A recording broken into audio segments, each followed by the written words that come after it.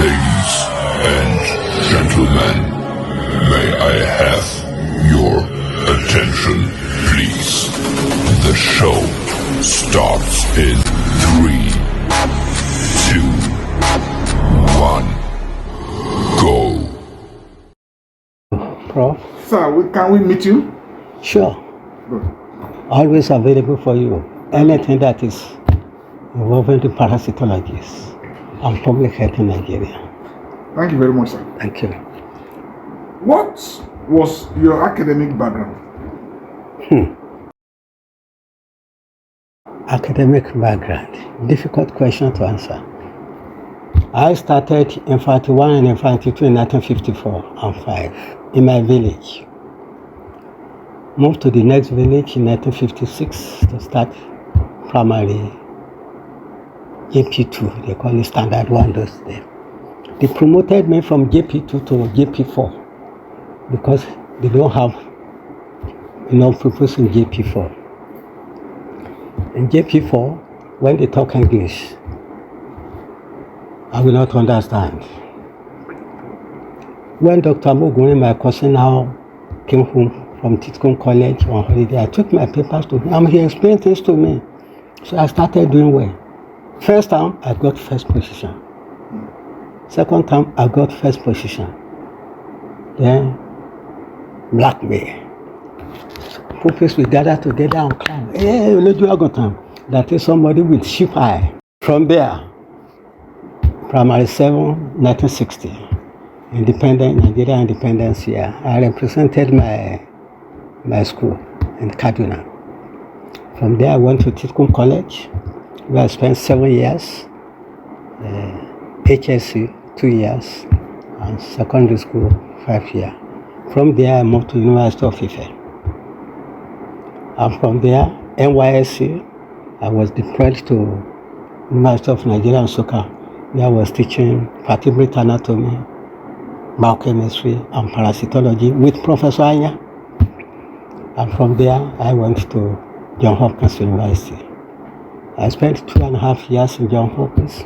Without MSc, came back to Nigeria with my PhD. So that's the background I have.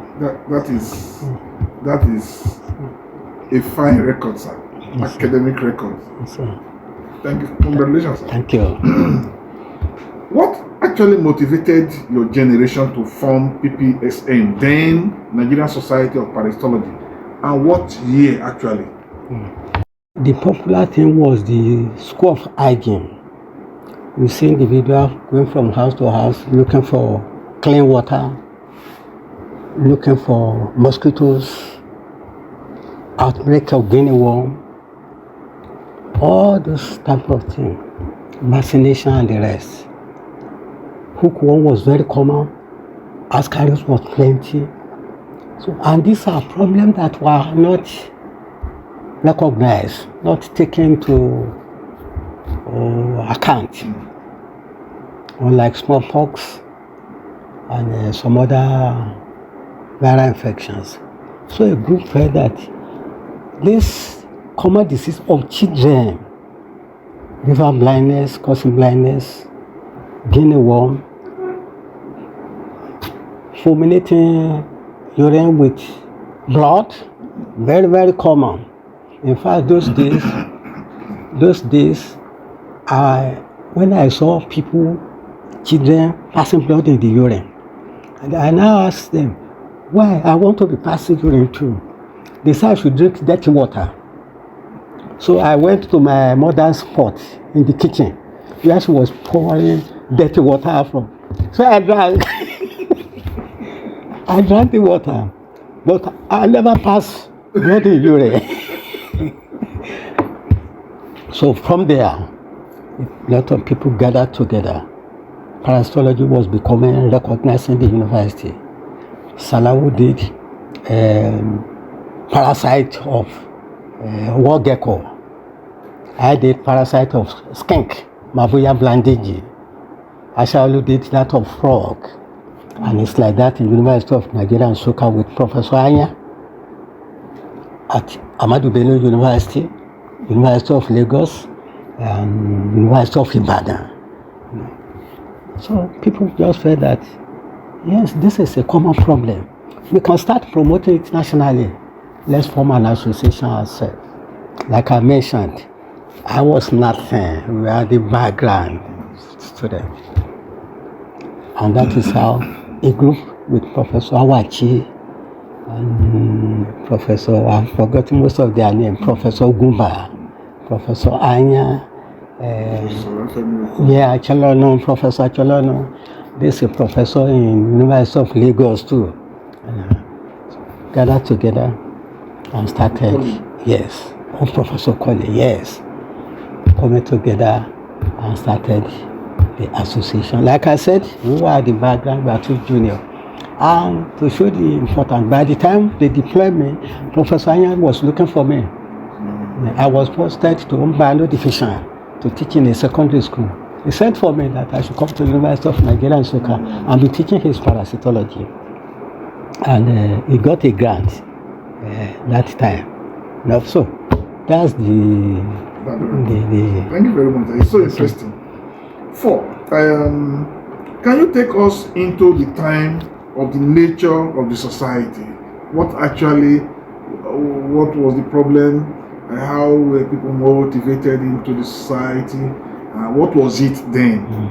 We moved from university to university to motivate and encourage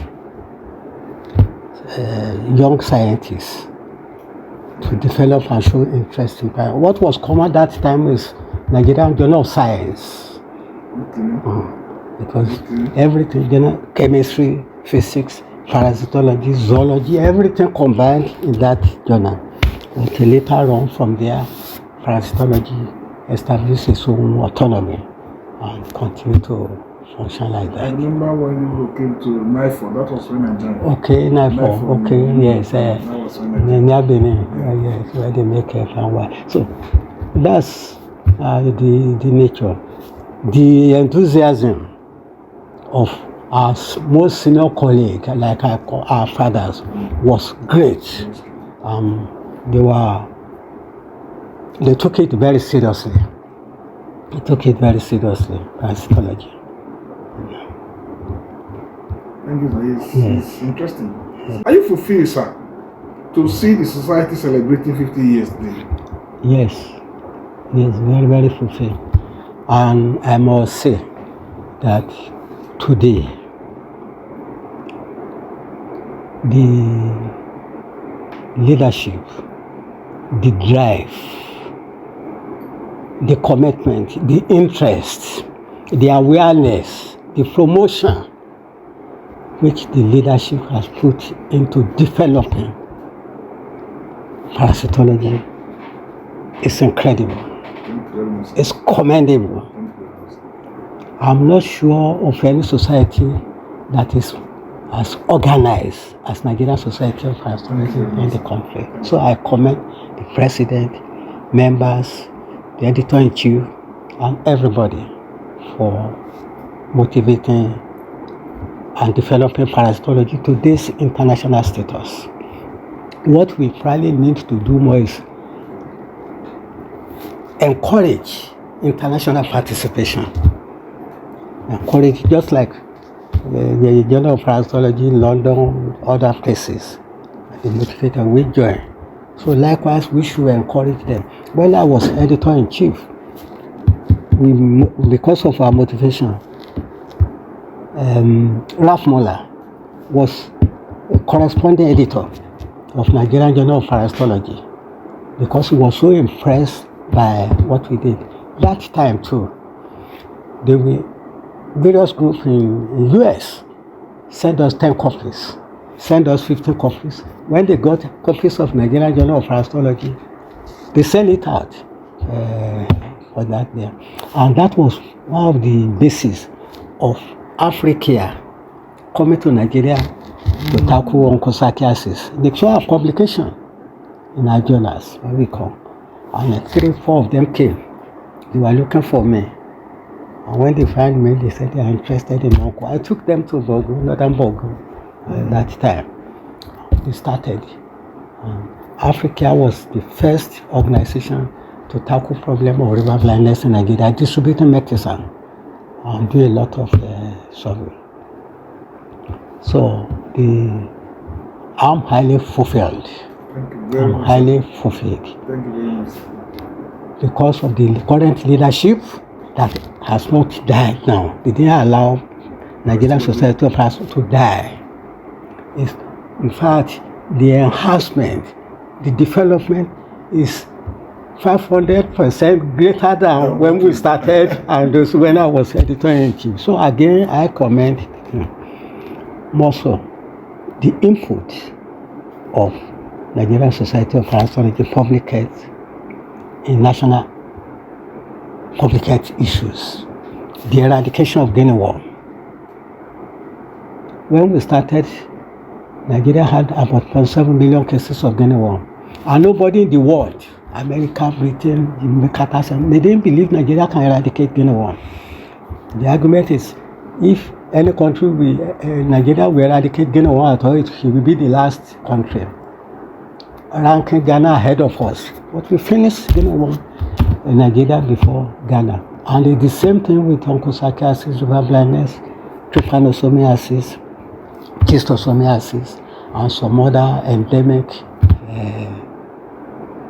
parasitology problem. So I'm highly fulfilled. So fulfilled that it motivated me to write my eyewitness account on how Guinea worm was eradicated in Nigeria. And a copy of that book by Elsevier is sold for 52,000 naira. Today it's 1.4 million. A copy of that, because it became a model for other countries to follow. Not just on Guinea worm, but other parasitic, neglected tropical diseases. So I'm highly fulfilled. Thank you very much. APSM wishes you more life. Yes, thank you. On this earth to mentor those of us who take you as mentor. Oh, Thank you very much. Thank you very much. Thank you.